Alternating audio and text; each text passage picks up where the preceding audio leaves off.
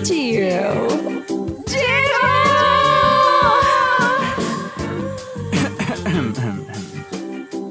Somebody there calling my name? I'm right here.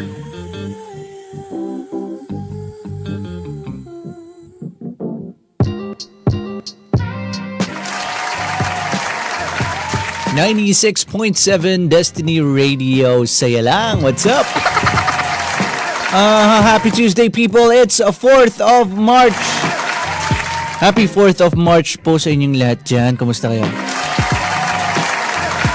March 4, 2025. Araw po ng Martes. Alam natin yan. Alam natin sa Tagalog yung Martes. At oras natin sa buong kapuluan ng Pilipinas, it's now 3:09 p.m. 9 minutes na po makalipas ang alas 3 ng hapon.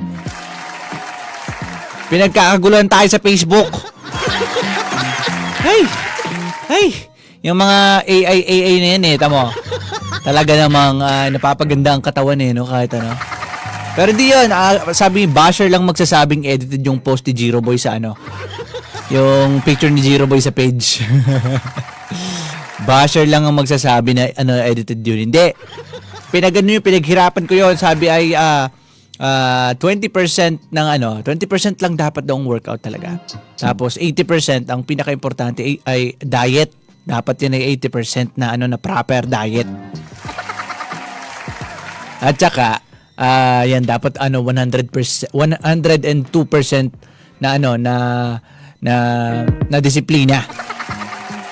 Kagawa ng director namin nasa GC lang yon. Biglang aba naman kung ano-anong sinasabi, kung ano-anong ginagawa. Ano yun? Weba? Parang sa akin yan galing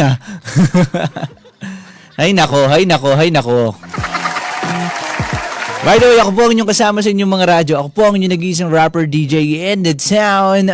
The epitome of cool. Babay direct. Pauwi na lang sila. Tsaka si Bugs. Si DJ Bugs. Pauwi na sila. And ako po si Jiro, your one and only rapper, DJ in the town. Mga kasama niyo po ngayong tanghali.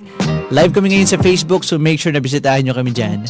Yeah, mag-drop kayo ng comment pag meron kayong gustong sabihin. O kaya naman ay meron kayong comment dun sa picture ko. The masculine man, the hunky guy.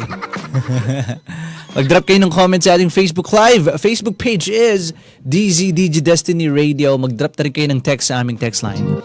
So, numerong 0929-216-8100.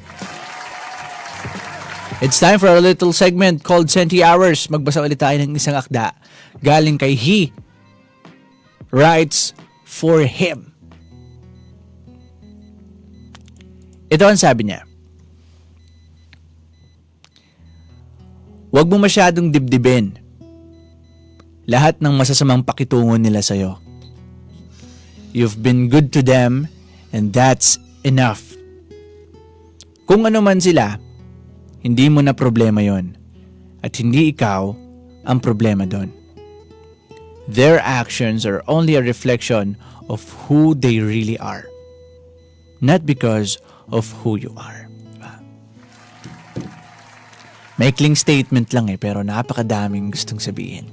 Napakalaki ng gustong ipahiwatig sa ating lahat. Diba? Huwag mo masyadong dibdibin lahat ng masasamang pakikitungo nila sa'yo. Kumbaga, don't take it personal. Diba?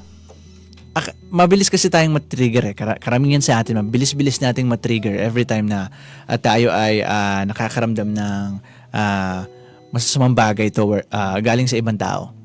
Diba?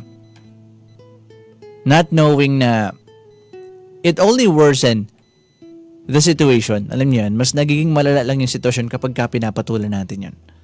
But come to think of it, bakit ba may mga ganong klase ng tao? Diba? Bakit sila humahantog sa pandidisrespect ng ibang tao? Diba? You have to think of it like this Baka malungkot sila. Baka may kulang sila sa buhay nila. Na sobrang laki ng kulang nila na mahanap sila ng ibang extension para lang matakpan yon. Diba? Lalo na kung you've been good to other people. To that person. You've been very good. Kumbaga, naging totoo ka. Hindi mo siya pinakitaan ng masamang bagay. Diba? Hindi mo siya dinisrespect. But after all of those goodness, yun pa din yung ibinabalik niya sa'yo. Then, you just let that person be. And the best way for you to do is not to, alam mo yan, hindi mo na kailangang tapatan yung ginagawa niya sa'yo. All you have to do is just distance yourself from that person. Diba? Dumistansya ka na lang. At ipagdasal mo yung tao na yun na sana umayos yung kanyang pakiramdam. No? Na sana, wag na yan. Sana maging maayos yung mga pinagdadaanan niya. Malamang naging ganyan yan kasi meron yung pinagdadaanan. Diba? Mapapasok sa isip mo yun kasi wala ka namang ginawang masama doon sa tao. Pero still, he's doing or he is doing everything to disrespect you. Then baka malungkot ang buhay nun, di ba? Hindi ikaw ang problema. Di ba? You just have to think of it that way. At kapag nandun ka sa state na yun, hindi ka mapapasok ng mga negative thoughts niya. Hindi ka mapapasok ng negative energy niya. Kasi at the very first place, dinidistansya mo na yung sarili mo sa kanya.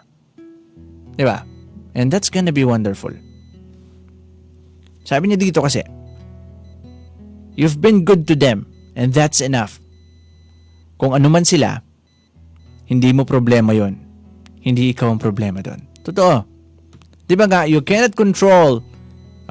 You shouldn't be dwelling on the things you cannot control. Yung mga bagay na wala kang control, kagaya na lang kung sino yung tao na yon, yung nakasalamuha mo na yon, hindi mo kontrolado yon. Meron kang mas malaking mission at yun yung sarili mo. 'Di ba? Yun at yun ang kontrolado mo. 'Di ba? Hindi mo makokontrol kung paano kanya itrato. That's a fact. There are ways, pero hindi mo 100% makokontrol kung anong gustong sabihin, kung anong gustong ikilos ng tao na yun. You know what you can control? It's how you react to the disrespect, diba? Doon sa masamang bagay na ginawa sa'yo. Kung paano ka magre-react doon. Now you have to choose. Papatulan mo ba siya? You're just gonna distance yourself. Isipin mo na lang na okay. Hindi magandang araw nito. At kesa ang mangyari is, madamay niya pa ako kasi hindi niya magandang araw. Hindi na. Hindi mo ibibigay yung satisfaction na yun sa tao na yun. I'm not gonna give you that satisfaction. I'm just gonna, okay, you're good. Good luck. I'll be praying for you. Sana maging maayos ka ngayong araw. Hindi na para patulan, di ba? And that way, you have saved your energy. At naprotektahan mo pa yung peace mo. Di ba? At sabi niya pa, finally, their actions are only a reflection of who they really are, not because of who you are. Diba? Madalas doon nagpapakilala ang mga tao kung paano yung mga actions nila. Sa mga actions nila nagpapakilala ang mga tao. And you let them be.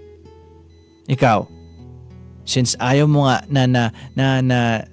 nadudungisan yung good energy mo ngayong araw, ang ganda-ganda ng araw mo, tapos biglang may papasok na ganon. Minsan yun yung nakakapagpa-trigger sa atin mga tao Ang ganda-ganda ng araw mo, ang ganda-ganda ng gising mo, pero pagpasok mo sa trabaho, pagpasok mo sa eskwelahan, paglabas mo ng bahay, may bubungod sa'yo na ganon. Doon ka na ba bad trip to the point na ang ganda-ganda ng araw ko, tapos gagaganyan ka? You know what? At some point, you are to be blamed. Kasi, kontrolado mo naman kung paano ka magre-react sa sitwasyon na yun But what you did is pinapasok mo yung negative energy na yun. So that's on you. Half of it is on you. Nag-enter, nag-try mag-enter yung bad energy na yun. And what you did is pinapasok mo siya. But imagine if dineflect mo yung energy na yun. Okay. You continue being happy. You continue having a good day. Okay. Hindi mo tumahan. Hindi mo mapapasok tong realm ko ngayon. Yung negative energy mo niyan, hindi mo yan mapapasok sa realm ko. Okay, bye-bye. Good for you. That was fun. I'm gonna continue with my day. Being good. Being beautiful. Diba? That's how you protect your energy. Once again, you cannot be dwelling, or you shouldn't be dwelling on the things you cannot control. At yung mga tao sa paligid mo, hindi mo talaga sila kadalasan makokontrol. And what you can control is how you react. That's what you can. 3:18 PM na po oras natin yan sa buong kapuluan ng Pilipinas. Once again, happy Tuesday mga ka-Destiny. Ako po si Jiro, your one and only rapper DJ in the town. The King of Chill. Kita-kits ulit tayo bukas dito sa ating nag-iisang istasyon. 96.7 Destiny Radio. Saya lang. See you tomorrow. Deuces.